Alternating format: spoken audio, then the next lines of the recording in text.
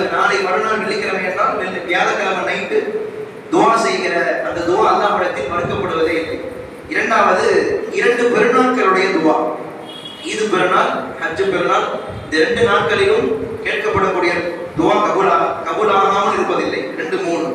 நான்காவது, ரஜபு மாதத்தினுடைய முதல் இரவு, ரஜபு மாதம் துவங்குகிற போது முதல் இரவிலே கேட்கப்படுகிற துவா அல்லாஹ்விடத்தில் மறுக்கப்படுவதில்லை. ஐந்தாவது, இந்த ஷாபான் மாதத்தினுடைய 15வது இரவு, இந்த பராத்தினுடைய இரவிலே கேட்கப்படுகிற துவா அல்லாஹ்விடத்தில் மறுக்கப்படுவதில்லை. இமாம் ஷாஃபிஈ என்ன சொல்றாங்க, அவங்கள நம்பி ஒரு மதுஹபே இருக்குது, அவங்க சொல்ற செய்தியை நம்ம எப்படி ஏற்றுக்காம இருக்க முடியும்? இப்போ அதிகமாக இந்த இரவிலே துவா செய்யுங்கள், அதிகமாக அல்லாஹ்விடத்திலே பாவ மன்னிப்பை தேடுங்கள். பராத்தினாலே பாவ மன்னிப்பை பெற்று தரும் பராத் என்றுதான் சொல்வார்கள்.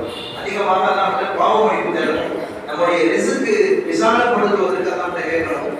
அதே போல நம்முடைய நோய் நொடிகள்லையோ அல்லது நமக்கு ஏதாவது ஏற்பட்ட இழப்புகளோ, வரவேண்டிய செல்வங்கள் இன்னும் வராமல் இருக்குது, தடைப்பட்டு இருக்குது, அதற்காக என்னென்ன சோதனைகள் இருக்கிறதோ எல்லாத்தையும் அல்லாஹ்விட்ட முன் வச்சு துவா செய்யுங்கள். இந்த 3ஐ அடிப்படையாக வைத்துத்தான் நாம்